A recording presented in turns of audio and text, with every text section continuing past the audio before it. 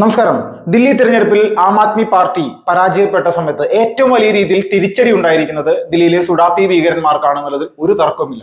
ആം ആദ്മി പാർട്ടിയെ പിന്തുണച്ചുകൊണ്ട് കോൺഗ്രസിനെ പിന്തുണച്ചിട്ട് ഇനി കാര്യമില്ല, കോൺഗ്രസിനെ വോട്ട് ചെയ്ത് കഴിഞ്ഞാൽ BJP വിജയിക്കാനാണ് സാധ്യത, അതുകൊണ്ട് തങ്ങൾ ആം ആദ്മി പാർട്ടിക്ക് വോട്ട് ചെയ്യൂ എന്നുള്ള നിലപാടിലേക്ക് പല ആളുകളും ഈ ഹിന്ദുത്വ നിലപാടുകളെ അല്ലെങ്കിൽ ഹൈന്ദവ സമൂഹത്തെ എതിർക്കുന്ന സുഡാപ്പി ഭീകരന്മാർ പരസ്യമായിട്ട് ഇതിനോട് തന്നെ ഒരുപാട് പ്രവർത്തനങ്ങൾ, പ്രതികരണങ്ങൾ കഴിഞ്ഞ 10 വർഷത്തിനിടയിൽ ദില്ലിയിൽ നടത്തിയിട്ടുണ്ട്. ഒരു തർക്കവുമില്ല. അതിന് ഏറ്റവും വലിയ ഉദാഹരണമായിട്ട് നമ്മൾ ഇതിനെ കാണേണ്ടത് ദില്ലി കലാപം എന്ന് പറയുന്ന 2020 ഫെബ്രുവരി മാസം ആരംഭിച്ച ഈ ഒരു വലിയ സംഘർഷവുമായി ബന്ധപ്പെട്ടുകൊണ്ട് നമ്മൾ പരിശോധിച്ചു കഴിഞ്ഞാൽ തന്നെ അറിയാം എന്തിന്റെ അടിസ്ഥാനത്തിൽ ഇങ്ങനെ ഒരു കലാപത്തിലേക്ക് ദില്ലിയെ മാറ്റിമറിക്കാൻ അവിടെയുള്ള ഈ ജിഹാദി ഗ്രൂപ്പുകൾക്ക്, ഭീകരന്മാർക്ക്, പ്രത്യേകിച്ച് പോപ്പുലർ ഫ്രണ്ട് എന്ന് പറയുന്ന സംഘടനയുടെ വലിയ രീതിയിലുള്ള സ്വാധീനം ആ ഒരു കലാപവുമായി ബന്ധപ്പെട്ടുകൊണ്ട് PFIയുടെ നിരോധനവുമായി ബന്ധപ്പെട്ടുകൊണ്ട് കോടതിയിൽ NIA സമർപ്പിച്ച സത്യവാങ്മൂലത്തിൽ അല്ലെങ്കിൽ NIA സമർപ്പിച്ച FIRൽ എല്ലാ സംഭവങ്ങളും ഈ ഒരു ദില്ലി കലാപവുമായി ബന്ധപ്പെട്ടുകൊണ്ട് PFIയുടെ ബന്ധങ്ങളെ സംബന്ധിച്ച് അടക്കമുണ്ട്. അപ്പോൾ PFIയുടെ കൃത്യമായിട്ടുള്ള പിന്തുണയോട് കൂടി തന്നെ ഈ പറയുന്ന ആം ആദ്മി എന്ന് പറയുന്ന രാഷ്ട്രീയ പ്രസ്ഥാനം അവിടെ വലിയ രീതിയിൽ വിജയിച്ചിരുന്നു, അതിലൊരു തർക്കമില്ല. അപ്പോൾ എന്തുകൊണ്ട് ഇങ്ങനെ ഒരു വാർത്തകൾ വന്ന സമയത്ത് അത് ശരിയാണോ എന്നുള്ളതിനെ സംബന്ധിച്ച് ഒരുപാട് സംശയങ്ങൾ നമ്മുടെ എല്ലാവരുടെയും മനസ്സിൽ വരും. യഥാർത്ഥത്തിൽ നമ്മൾ ചിന്തിക്കേണ്ടതും മനസ്സിലാക്കേണ്ടതും ദില്ലി കലാപത്തിൽ ആം ആദ്മി പാർട്ടിയുടെ നേതാക്കന്മാർ ചിലർ അറസ്റ്റിലായിരുന്നു. അതിന്റെ കാരണം എന്തായിരുന്നു ഇവർക്ക് ഈ ഒരു കലാപത്തിൽ പങ്ക്?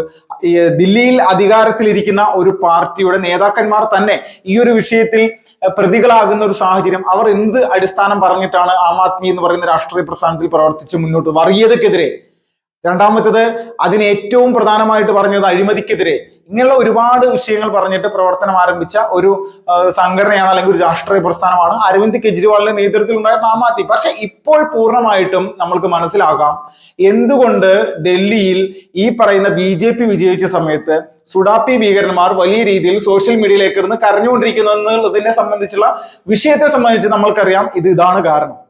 നമ്മൾ എല്ലാവരും മനസ്സിലാക്കേണ്ടത് രാജ്യത്തെ ഭീകരവാദത്തിനെതിരെ അല്ലെങ്കിൽ ഈ പറയുന്ന രഹസ്യമായിട്ട് പ്രവർത്തിക്കുന്ന ഭീകരന്മാരുടെ പ്രവർത്തനങ്ങളെ സംബന്ധിച്ച് കൃത്യമായിട്ട് അറിവുള്ളത് നമ്മുടെ നാട്ടിലുള്ള അല്ലെങ്കിൽ നമ്മുടെ കേന്ദ്ര സർക്കാരിന്റെ കീഴിലുള്ള IB അല്ലെങ്കിൽ ഇന്റലിജൻസ് വിഭാഗത്തിന്, രഹസ്യാന്വേഷണ വിഭാഗത്തിന്, അത് ഓരോ സംസ്ഥാനങ്ങൾക്കും രഹസ്യാന്വേഷണ വിഭാഗമുണ്ട്. പക്ഷെ ദില്ലിയിലെ രഹസ്യാന്വേഷണ വിഭാഗത്തിന്റെ പ്രധാനപ്പെട്ട ഒരു പ്രവർത്തനം, വെറും 26 വയസ്സ് മാത്രം ഉണ്ടായിരുന്ന ഒരു ചെറുപ്പക്കാരൻ, അങ്കിത് ശർമ്മ എന്നാണ് അദ്ദേഹത്തിന്റെ പേര്.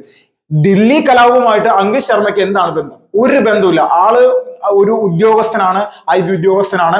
അദ്ദേഹത്തിനെ ആക്രമിക്കാൻ മാത്രം എന്ത് തരത്തിലുള്ള പ്രശ്നമാണ് ഈ പറയുന്ന സുഡാപ്പി ഭീകരന്മാർക്ക് ദില്ലിയിൽ ഉണ്ടായിരുന്നത്? ഒരേ ഒരു കാര്യം മാത്രമാണ്, അദ്ദേഹം കേന്ദ്ര സർക്കാരുമായി ബന്ധപ്പെട്ടുകൊണ്ട് ഭീകരന്മാരുടെ ലിസ്റ്റുകൾ കൃത്യമായിട്ട് എടുത്തുകൊണ്ട് അവരുടെ തീവ്രവാദ പ്രവർത്തനങ്ങൾ അടക്കം അത് സർക്കാരിന് മുന്നിലേക്ക്, കോടതിയുടെ മുന്നിലേക്ക് എത്തിക്കാൻ വേണ്ടിയിട്ടുള്ള നടപടിക്രമങ്ങൾ അദ്ദേഹം ചെയ്തു. ഇതാണ് ആൾ ചെയ്ത തെറ്റ്. പിന്നെ പേര് ഈ അങ്കിത് ശർമ്മ എന്നുകൂടിയാണ്. അപ്പൊ നമ്മളെല്ലാവരും മനസ്സിലാക്കുക എന്തിന്റെ അടിസ്ഥാനത്തിലായിരിക്കും അദ്ദേഹം കൊല ചെയ്യപ്പെട്ടത് എന്നുള്ളത്. അത് ഒരു കാര്യം എന്ന് പറഞ്ഞാൽ അദ്ദേഹത്തിനെ കൊലപ്പെടുത്തി അടിച്ച് കൊന്നതിന് ശേഷം വെടിവെക്കുകയും അദ്ദേഹത്തിന്റെ മൃതശരീരം ഓടയിൽ നിന്നാണ് കിട്ടിയത്. ഈ തീവ്രവാദികൾ അദ്ദേഹത്തെ ഓടയിലേക്ക് തള്ളിവിടുന്ന ഒരു സാഹചര്യമായിരുന്നു. ഇതിൽ 400-ന് മുകളിൽ പരിക്കുകൾ, കുത്തുകളാണ് അദ്ദേഹത്തിന്റെ ശരീരത്തിൽ ഉണ്ടായിരുന്നത് എന്നുള്ള ഒരു വലിയ തരത്തിൽ വലിയ ഭീകരമായിട്ടുള്ള ഒരു സംഭവം കൂടി നമ്മൾ മനസ്സിലാക്കണം. അപ്പോൾ ആം ആദ്മി പാർട്ടിയെ വലിയ തരത്തിൽ മതമൗലികവാദികൾ കൃത്യമായിട്ട് പിന്തുണച്ചിരുന്നു. അവർക്ക് കൂടി ഏറ്റിരിക്കുന്ന ശക്തമായിട്ടുള്ള ഒരു തിരിച്ചടിയാണ് ഇതെന്നുള്ളതിൽ തർക്കമില്ല. നമ്മളൊന്ന് ചിന്തിച്ചാൽ മനസ്സിലാകും 2014 ശേഷം, പ്രത്യേകിച്ച് ആം ആദ്മി പാർട്ടി അധികാരത്തിൽ വന്നതിന് ശേഷം JNU, അതോടൊപ്പം തന്നെ JNU യൂണിവേഴ്സിറ്റി, ജാമിയ മിലിയ സർവകലാശാല, ഇതുപോലുള്ള പല പ്രധാനപ്പെട്ട കോളേജുകളിൽ കേന്ദ്രീകരിച്ചുകൊണ്ട് വലിയ രീതിയിലുള്ള പ്രതിഷേധ സമരങ്ങൾ നടന്നിരുന്നു. അപ്പൊ ഈ സമരങ്ങളൊക്കെ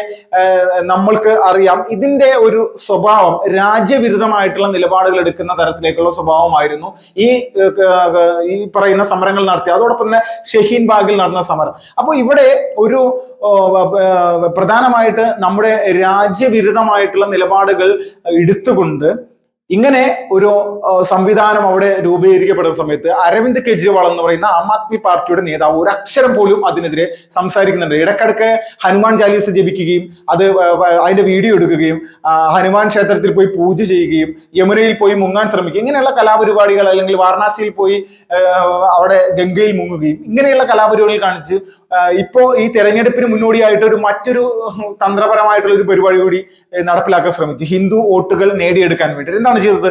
അവിടുത്തെ ദില്ലിയിലെ പൂജാരിമാർക്ക് പ്രതിമാസം 18,000 രൂപ സർക്കാർ നൽകും എന്നായിരുന്നു ഈ ഒരു പ്രഖ്യാപനം. എന്തിന്റെ അടിസ്ഥാനത്തിലാണ് ഇങ്ങനെ പ്രഖ്യാപിക്കുന്നത്? അവിടുത്തെ സാധാരണക്കാരായിട്ടുള്ള ജനങ്ങൾക്ക് മനസ്സിലായിരിക്കുന്നു. അവരതിനെതിരെ കൃത്യമായിട്ടുള്ള നടപടി വോട്ടിലൂടെ, അല്ലെങ്കിൽ അവരുടെ പ്രതിഷേധം ആം ആദ്മിക്കെതിരെയുള്ള വോട്ടിലൂടെ നടപ്പിലാക്കി എന്നുള്ളത് തന്നെയാണ് യാഥാർത്ഥ്യം. അപ്പൊ നമ്മൾ ചിന്തിക്കും, ഈ ഹിന്ദു ക്ഷേത്ര പൂജാരികൾക്ക് ഏതെങ്കിലും തരത്തിൽ ഇങ്ങനെ ചെയ്യുന്നത് അതിൽ എന്തെങ്കിലും തെറ്റുണ്ടോ എന്ന് നമ്മൾ ചിന്തിക്കും. ഇതിന്റെ ഉദ്ദേശശുദ്ധിയാണ് നമ്മൾ പരിശോധിക്കേണ്ടത്. ഇതിന്റെ ഉദ്ദേശശുദ്ധി ഒറ്റ കാര്യം മാത്രമാണ്.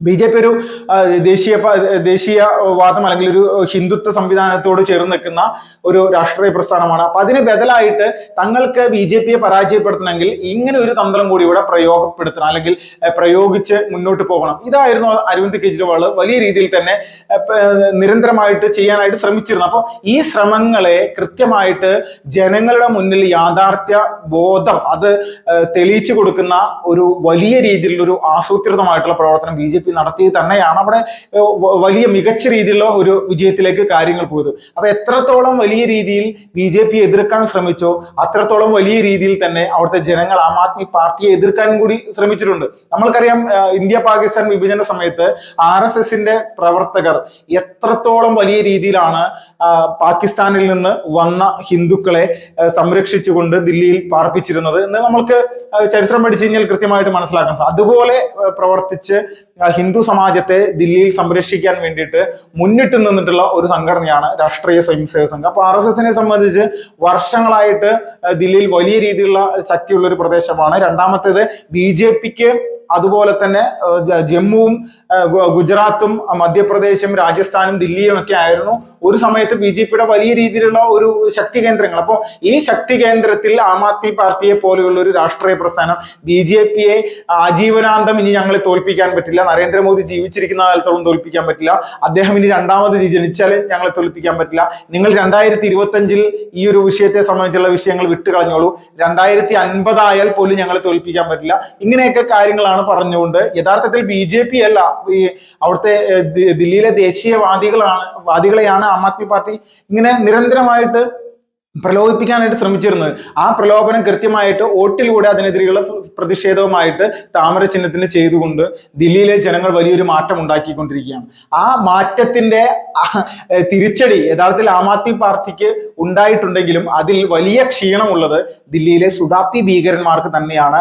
ഭീകരവാദത്തിനെ പ്രോത്സാഹിപ്പിക്കുന്ന രാജ്യവിരുദ്ധ ശക്തികൾക്ക് കൃത്യമായിട്ടുള്ള ഒരു തിരിച്ചടി തന്നെയാണ് വരാനിരിക്കുന്ന സമയങ്ങളിൽ കേന്ദ്ര സർക്കാരിന്റെ ഭാഗത്തു നിന്നും ദില്ലി സംസ്ഥാന സർക്കാരിന്റെ ഭാഗത്തു ഇവർക്കെതിരെയുള്ള നടപടികൾ ഏതെല്ലാം തരത്തിലായിരിക്കും എന്നുള്ളതിൽ പറ്റിയിട്ട് കൃത്യമായിട്ടുള്ള ഒരു ധാരണ നമ്മൾക്ക് എല്ലാവർക്കും ഉണ്ട്.